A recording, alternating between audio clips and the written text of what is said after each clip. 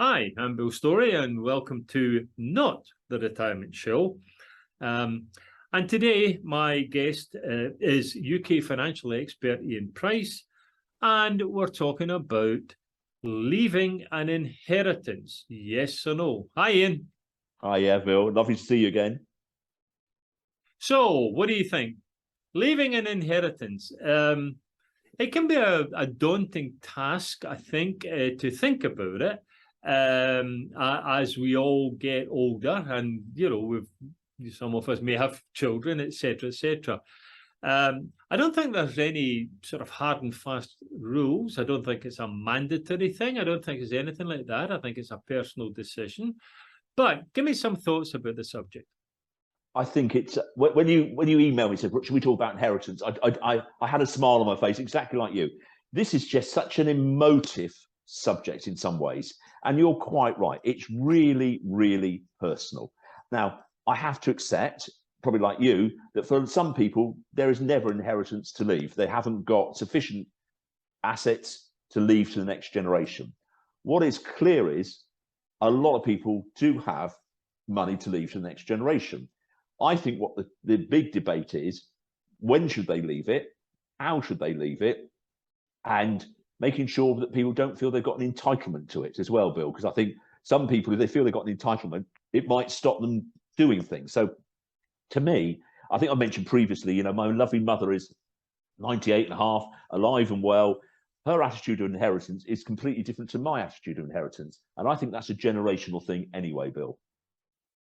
Yeah, I think one of the things that we've always talked about in many of our video casts and podcasts, etc., and blog writings has been focusing on you. Now, when I say you, I'm talking about you being the retired person, and I think there's a fixation by some people, and I think I use the word advisedly, that they must and they should leave money. And we'll get into money versus value in a second or two to the kids. But I think sometimes, and we've talked about this, many times, about don't leave yourself short. In other words, you don't know how long you're going to live. Ideally, you should know how much money you've got, or at least availability of money. But I think of all the times that we've spoken to people on this particular subject, every single person has said, and when I say every person, I mean the child or the children, etc. And I can give you umpteen examples of conversations that we've had. Everyone has said to the mum or the dad, look, enjoy yourself, take care of yourself. We'll be okay. But please, please, please don't deprive yourself. In other words, don't leave yourself short. 100%. I think what this is about is saying, and it is like $64 million question, how much do I need for the rest of my life, which I don't know when it's going to be. So that's point one. Point two, I think, to me, you get to a period of time where you do know you are going to leave something to the family or kids or whatever. So when do you do it and how do you do it? And there's some clever, in all the jurisdictions around the world, people have different bits and pieces they can do. So for instance, last year, I decided that I wanted to gift my kids some money because one of my investments has done reasonably well. So I decided with advice, and I think that's really important, Bill, to get advice to say, right, if I do this, what's the consequences? Now, in the UK, we have something called paternity exempt transfers. As long as I live 7 years afterwards, there's no tax liability. So I decided to do that to my daughters because I knew that actually giving them the money now is more beneficial to them now than it may be in 25 years' time. When I appreciate it, it might be 2.5 times, 3 times what I gave them. But at that moment in time, it does it. And I think I mentioned this before. It's a great line, which I like. Baby boomers like to give with a warm hand. Our parents wanted to give with a cold hand. So they would only give money when they were dead. I think there's a whole change now going around the world where generations are saying, well, if I've got enough, why don't I see and help the children on that journey? Although even my daughters, there's never an entitlement. It's what we want to do at that time. So I think you're absolutely right. Helping people along that journey, it's a bit like me, as you know, but I'm 65. I haven't had any inheritance yet. I'm 65. It's a bit late. if I'm really honest. I don't mean that disparaging, because I'm really grateful for my mother's, but to a certain extent, it's irrelevant. I've created my own wealth. But if somebody given me, I don't know, say 20 years ago, somebody gave me £20,000 20 years ago, God, would that made a huge difference to my life then? Well, I think financially that's absolutely correct, and I'm in the same boat as you.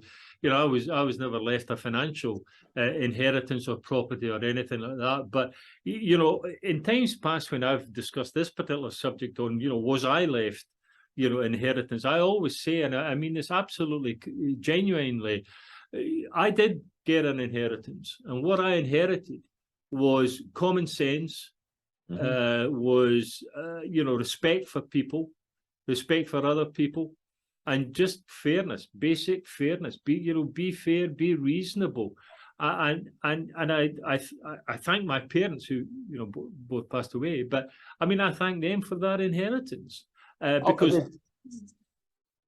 As you say, I mean, the financial thing was one thing or another. I mean, I'm sort of self-made when it comes to that sort of thing. But the financial consequences these days are completely different, I think, than what we experienced 30, 40, 50 years or so back. I agree. But when you said let's talk about this, I always like to think. So with me, I did something that people say, well, that's not inheritance. Nicole and I decided we'd fund our daughter through university. So we did. But that's inheritance. Yeah. Because we decided we didn't want them to come out with a debt. So we invested in our daughters. And I actually think both of them have really benefited from that, because one's a teacher, one's a doctor. Both carried out what they wanted to do. We facilitated that by deciding that we didn't want them to come out with a debt. We would give them, so we paid. That's their inheritance early. So I think people get very wrapped up about sums of money, and you see it sometimes in court cases. The bigger the amount of money, the more people get sniffing around and get upset about it.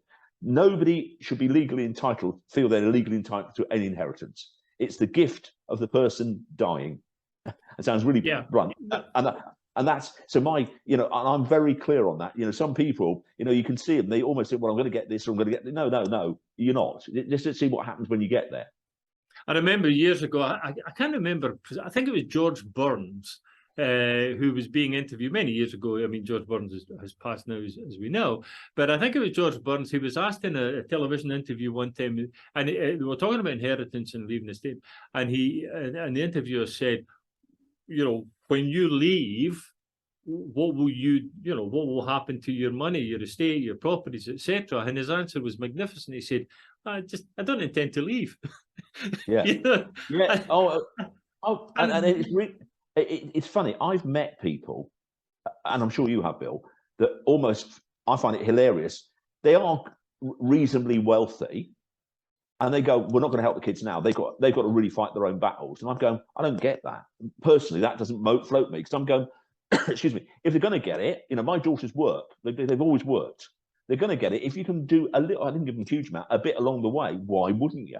So to suddenly leave all this money as a lump sum at a later date, really interesting. And you've seen it, I'm sure you keep in the UK, the amount of inheritance tax that's being paid has started to increase dramatically, mainly driven by increase in house prices, if I'm really honest, in the UK, because we're fixated by houses, But you've got to start thinking about what's the, what some of this is about legacy. I think this gets a bit, I'm going a bit wacky backy now, Bill, which I do occasionally, as you know. Some of this is about legacy. What is your legacy? What's my legacy? And part of that is your inheritance, but part of that is what's your footprint you've left. I was describing this brilliantly the other day, which is not a really nice way of putting it. I think about when I'm in my coffin looking up, what are people going to say about me? And that's quite a good thing to think about. But part of that is, it's not just about inherited money, it's about what do you do for society, which to me is, I'm lucky enough to work for some charities, as you know, Bill. I find that really rewarding and personally rewarding as well. So there's a win-win. So I think inheritance is such an emotive subject. You're absolutely right. But understanding it, but making sure I haven't had to really go without, because Nicole and I have worked so hard to make sure we haven't. So the kids have benefited, but we've benefited as well. So well, I mean, I think like you, I mean, I wasn't born with a silver spoon. I mean, no. I don't think we had any silver spoons in the house. I'm not even sure we had any silver spoons in the village. So I mean, that's where the self-made thing comes in. But Ian, you open up a whole bunch of different angles and issues associated with this subject, and I genuinely think we're going to have to do this, again, maybe next time around. But because I want to just briefly touch, and I do mean briefly touch on the question of leaving money. And by that, I mean investments in cash and whatever sort of thing on the one hand, and then leaving property on the other hand. Now, I think it's fair to say that you can't take either with you. No. So you're going to leave it behind. But, when it comes to should I leave or should I not leave an inheritance, etc., chances are that the property, okay, you can sell it and cash in. We get that. But the chances are that the property, the house that you live in, whatever it may be, will go down the line, okay? Whereas in the cash side of things, you talk about charities, etc. It's very simple to say, prior to D-Day, shall we call it, then you just say, okay, I'm just going to, bequeath $10 million. I'm just going to bequeath the money to, and therefore that money has gone. Therefore, there is no leaving behind. But the property is a different thing. But as I say, I don't think we want to go into that too deep today, because I think Bill, that's something that you're an expert in, and I would like to tap your knowledge of that differential, shall we call it, between sort of income and expenses on the one hand and property, other values on the other. I think you're quite right. This is a topic we could go on for hours, and you and I, Bill, could go on for hours about almost anything, to be perfectly blunt. But I think also, where you get to, if you look at, say, my circumstances, yes, we've got a house, but that house will always be sold because they don't want it. They've actually said they don't want it. Now, in fact, because there's so much money tied up in the house, they'd have to sell it anyway or buy out the other half. So I think you've got some really interesting things. And I think this is definitely for another topic. What you can do is start gifting out of income on a yearly basis. There's some very simple things you can do that actually are amazingly brilliant.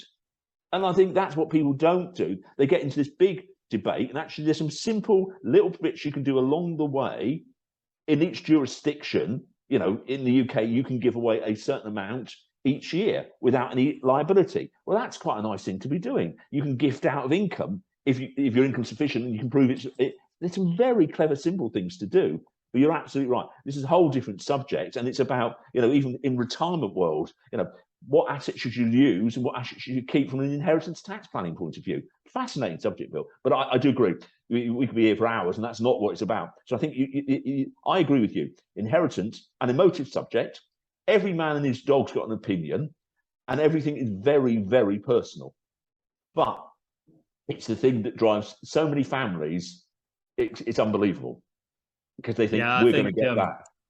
And I think that is a good idea. We'll come back to this because, in all honesty, you're bringing in the taxation aspect of inheritance and so on and so forth, albeit in the UK. But I think for our viewers and listeners, that's critically important, because there are stages of that for different countries around the world. And I've got a couple of stories that I would love to tell everyone about, but we'll catch that one the next time. So yeah, definitely. So we're just going to wrap it up now. So I'm Bill Storie of the Olderhood Group, and my guest today has been UK financial expert Ian Price. And we've been talking about inheritance and whether you should or whether you shouldn't. But so thanks very much, Ian. We'll catch you next time. Okay, lovely to see you again. Take care.